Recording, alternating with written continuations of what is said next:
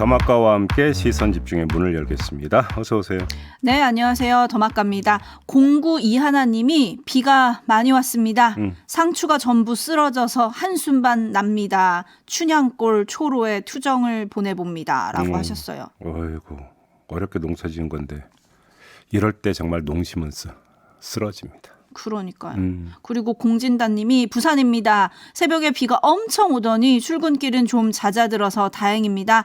다들 안전운전하세요 라고 해주셨고요. 네. 빈센트님도 어제 밤 잘 주무셨습니까? 여기 순천은 천둥과 번개가 대단했습니다. 그러니까 딱 밤새 안녕하셨습니까? 라는 인사가 딱 맞는 지금 이 순간인데요. 지금 어제 전국에 너무 많은 비가 내려가지고 피해 상황이 좀 발생을 했을 것 같아서 좀 잠깐 이 문제 좀 점검을 하고 좀 넘어가겠습니다. 이충현 중앙재난안전대책본부 사무관 전화로 연결하겠습니다. 나와 계시죠?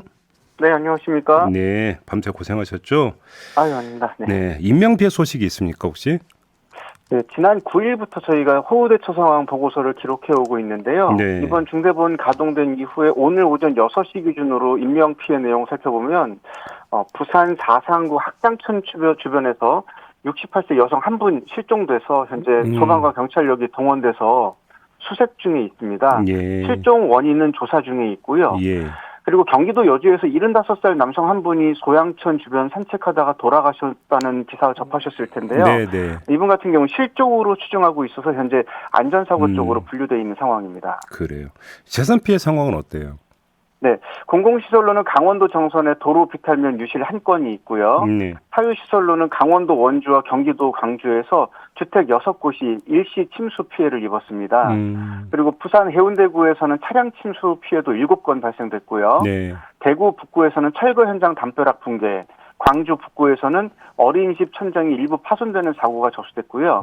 이 밖에도 부산 수영구 아파트 220세대가 어제 오후에 한때 정전 피해를 입기도 했습니다. 지금 비를 보면 갑자기 순식간에 막 집중적으로 무섭게 내리던데 이럴 때 네. 안전 대비 어떻게 해야 되는 거예요?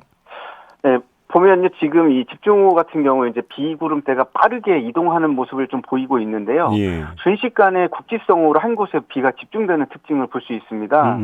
따라서 퇴근 시간이든 아니면 이동을 하시려고 했을 때 그 시간대가 집중호우 시간대에 걸렸다면은 기상 예보에 보시고 확인한 다음에 잠깐 동안 1시간이든 2시간이든 잠깐 피했다가 가시는 게 지금 상황에서는 가장 좋은 방법이 될 수 있습니다. 아, 그래요? 네, 이미 국지성으로 비가 많이 내리고 있는 상황을 알면서도 밖에 나간다는 것 자체가 위험할 수 있기 때문에 그런 거고요.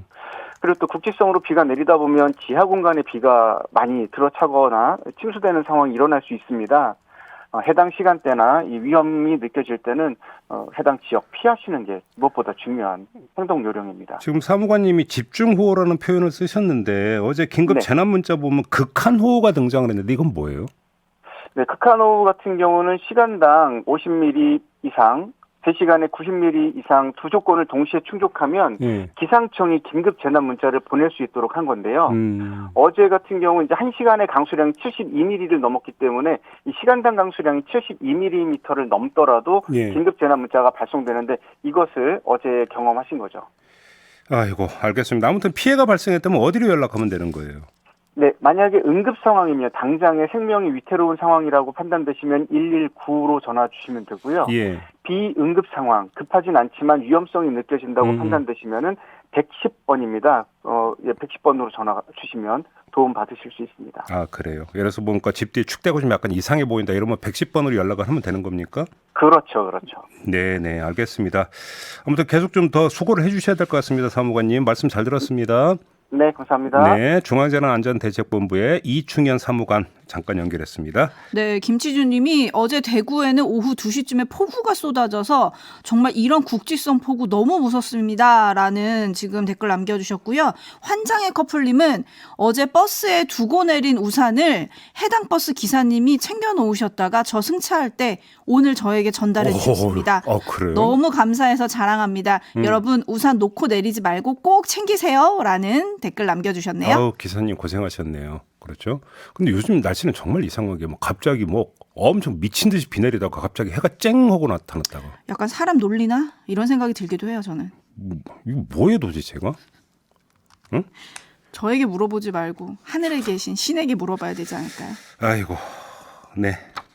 어쨌든 여러분 오늘 피해 없도록 잘 준비하시기 바라고요. 네. 110번이라고 하셨죠? 지금 이충현 사무관이? 예. 예, 이 번호도 기억하시면 좋을 것 같습니다. 네. 뉴스와 분석이 함께하는 JB타임즈 오늘 주목할 첫 번째 뉴스 어떤 건가요? 서울 양평 고속도로를 둘러싼 논란 잠깐 더 점검을 해봐야 될 것 같은데요. 어제 집중적으로 그러니까 나왔던 이야기가 문재인 정부 때 이야기입니다. 문재인 정부가 소환이 됐는데 문재인 정부 때 강상면 종점안과 유사한 안이 이미 마련됐다. 이런 건데요. 그 주장이 두 갈래였습니다. 한 갈래는 양평군 쪽에서 나왔는데 양평군의 한 관계자가 문화일보 기자에게 밝힌 내용을 전해드리면 2017년부터 시작해서 2018년 2월 발간된 양평군 2030 기본계획에 이미 대안 노선과 거의 유사한 방안이 담겨 있었다.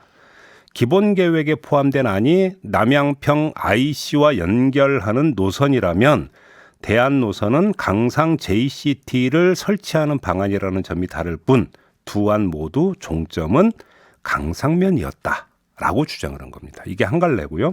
2018년 2월에 이미 이게 나왔다는 주장이죠. 또 하나의 갈래는 정치권에서 나온 건데요. 원희룡 국토부 장관이 어제 SNS에 글을 올려서 이렇게 주장을 했습니다. 대안 노선은 문재인 정부에서 발주한 고속도로 타당성 조사 용역의 결과물이다. 이렇게 주장을 했고요. 윤재호 국민의힘 원내대표도 같은 주장을 했는데 강상면 종점 노선은 민주당 주장과는 달리 윤석열 정부에서 검토가 시작된 것이 아니라 문재인 정부 시절 타당성 조사 용역을 받은 민간업체가 제시한 안으로 밝혀졌다. 이렇게 주장을 한 겁니다.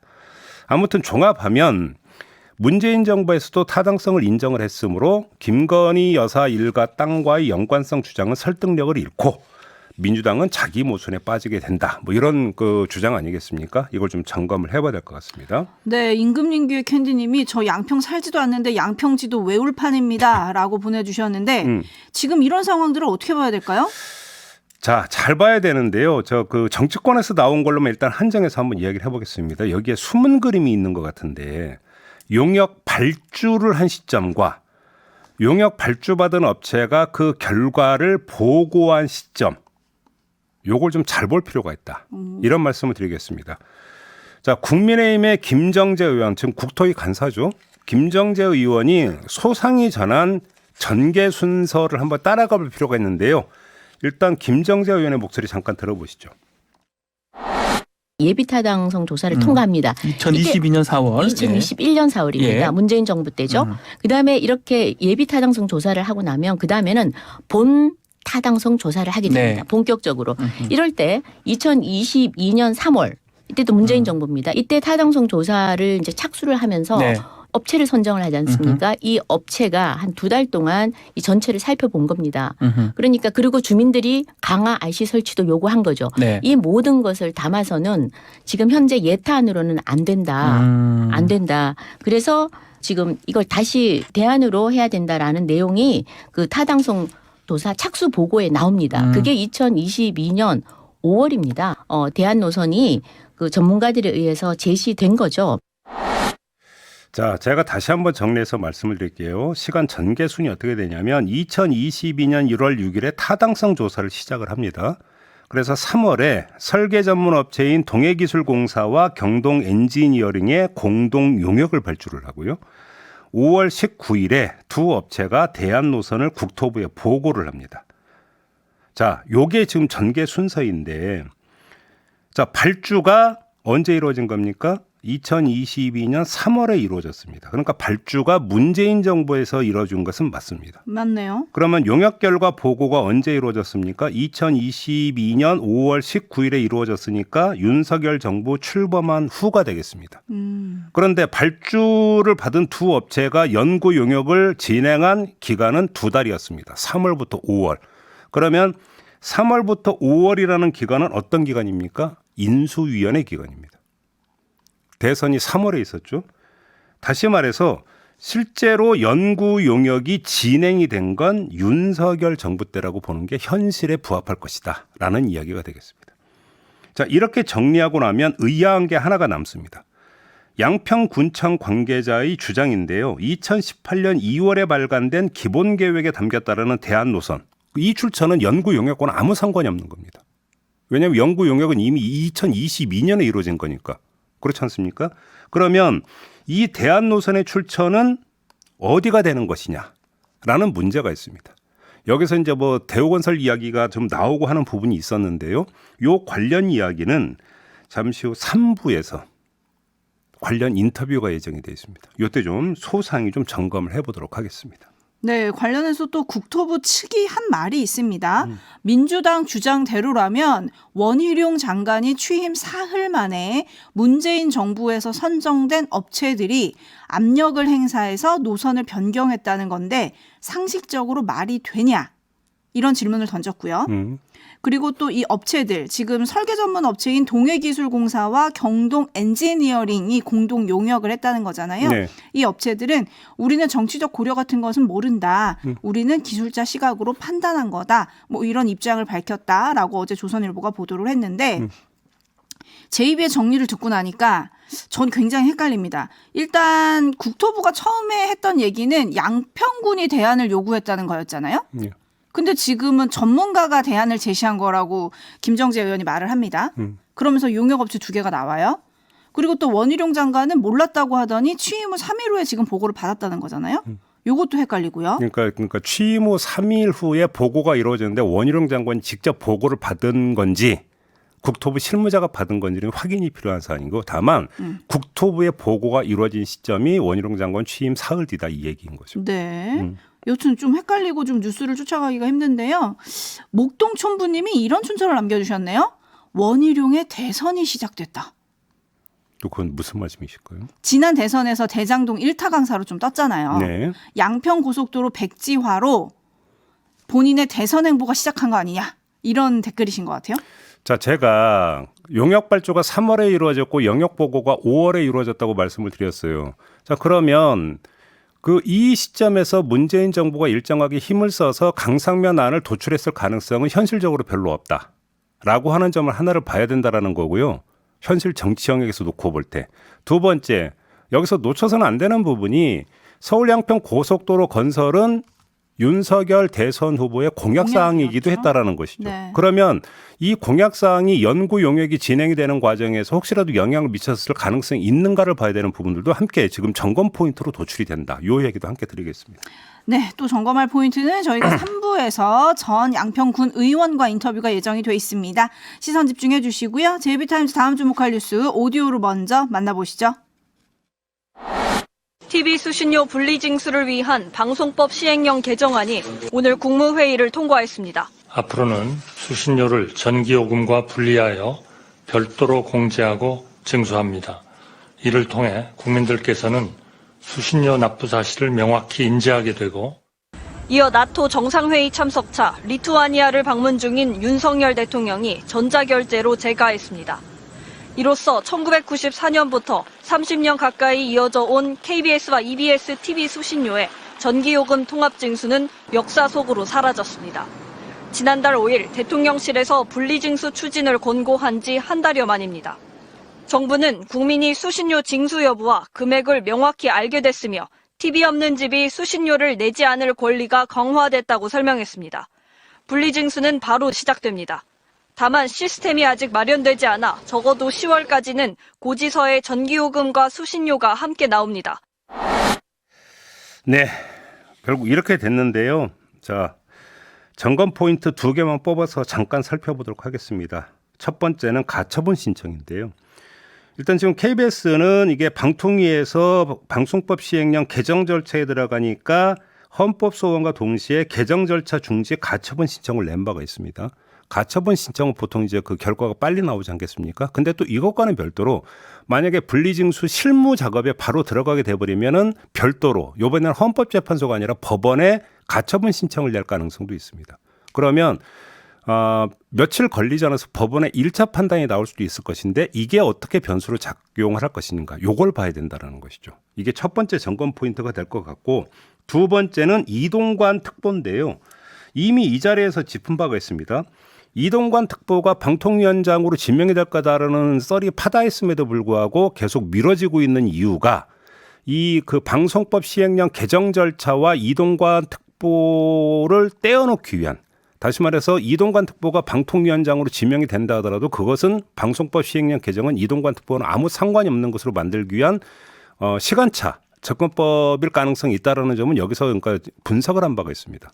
만약에 이 분석대로라면 이제 그 작업이 끝났습니다. 그러면 오늘 이후 언제라도 이동관 특보가 방통위원장으로 지명될 수 있다라는 얘기가 되겠습니다. 바로 이제 나오게 될 것인지 안 나오게 될 것인지 지금 이걸 봐야 된다는 거겠습니다. 무사히 임명장 받을 수 있을까요? 여론이 들끓을 거고 그게 정치적 부담이 될 거다라는 게 일반적인 이야기 아니겠습니까? 근데 그럼에도 불구하고 여권은 그냥 왜 이런 태세를 보이고 있을까? 왜냐하면 이동관 특보가 방통위원장 된 아니다 이렇게 부인 안 하고 있잖아요. 그래서 말씀드리는데 두 가지 점을 봐야 될 것 같습니다. 첫째, 매를 맞을 만큼 맞았다라는 판단. 자, 이미 사전에 매를 맞을 만큼 맞았기 때문에 청문회가 의외로 싱거울 수도 있고 그럼 여론이 폭발하는 일까지는 발생하지 않을 거라는 기대. 혹시 이걸 깔고 있는 것이냐. 요걸 하나를 봐야 될 것 같고요. 두 번째, 방통위원장은 청문 대상이긴 하지만 인준 대상은 아닙니다. 그래서 기본 모드는 이런 것이겠죠. 이 또한 지나가리라. 청문회까지만 거치면 시간만 일정하게 채워진다면 임명장은 줄 수 있다. 혹시 이렇게 판단하고 있는 것이 아닌가. 요 점도 좀 봐야 된다는 것이죠. 네, 대통령이 해외 순방 중인데 돌아오면 바로 지명을 하실지 이 부분 좀 시선 집중해 보도록 하겠습니다. 뉴스와 분석이 함께한 JB타임즈 다음 주목할 뉴스 어떤 건가요? 박영수 전 특검. 이 가짜 수산업자한테 250만 원 상당의 포르쉐 렌트비를 무상으로 지원받고 세 차례에 걸쳐서 86만 원 가량의 수산물을 받아 청탁금지법 위반 혐의로 기소가 됐습니다. 어제 재판에 출석을 했습니다. 변호인이 어떤 주장을 했느냐. 공직자가 아닌 사인인 특검에게 청탁금지법을 적용할 수는 없다. 이렇게 주장을 했다고 하는데요. 이게 말이 되는 건가요? 사인, 그냥 말 그대로 그냥 일반인, 민간인이었다. 개인이었다. 이런 주장인데 아니 그러면 사인이라면 감히 행사할 수 없는 강제 수사권과 기소권을 행사하면서 세금에서 나오는 봉급까지 따박따박 받아가지 않았습니까? 사인이 어떻게 이게 가능합니까? 이런 사람이 공직자가 아니면 도대체 누가 공직자란 말입니까? 그래서 제가 청탁금지법 찾아봤거든요. 이 법에 규정되어 있는 공무원은 공직자는 이렇게 되어 있습니다. 국가공무원법 또는 지방공무원법에 따른 공무원과 그 밖에 다른 법률에 따라 그 자격, 임용, 교육, 훈련, 복무, 보수, 신분 보장 등에 있어서 공무원으로 인정된 사람 이렇게 돼 있는데 그 밖에 다른 법률에 따라서 된 사람. 박영수 특검은 특검법에 따라서 특검이 된 사람입니다. 그 밖에 다른 법률에 따라서 공직을 수행한 사람입니다. 왜 공직자가 아닙니까? 도대체 어떻게 이런 주장이 나올 수가 있는 겁니까? 그러게요. 이해가 안 되는 게 바로 이 부분 아니겠습니까? 사실 이런 반박 자체가 제가 볼 땐 시간 낭비인 게요. 어제 재판을 받은 사람 중에는 언론인들도 포함이 되어 있었습니다. 아니 저울에 올려놔 보세요. 특검이 무겁습니까? 언론인이 무겁습니까? 명색이 국정농단 사건을 수사한 특검이 이런 궁색한 논리밖에 제시하지 못한다는 그 자체가 한심한 노릇이다. 이런 말씀 드리겠습니다. 그러면 저는 사람이 아닙니다. 왜요? AI예요. 왜요? 아니 그냥 그렇게 얘기하고 싶네요. 아니 공직자가 아니라고 하시니까. 네. 네. 저도 사인인데 좀 수사권도 없고 기소도 못하고 막 이러는데 세금으로 봉급받은 적도 없고 그렇지 않습니까? 사인 맞네요. 할 논리가 있고 아닐 논리가 있는데 왜 이러시냐 그냥 이런 말씀만 드리겠습니다. 마무리하죠. 더마카 수고하셨습니다. 고맙습니다.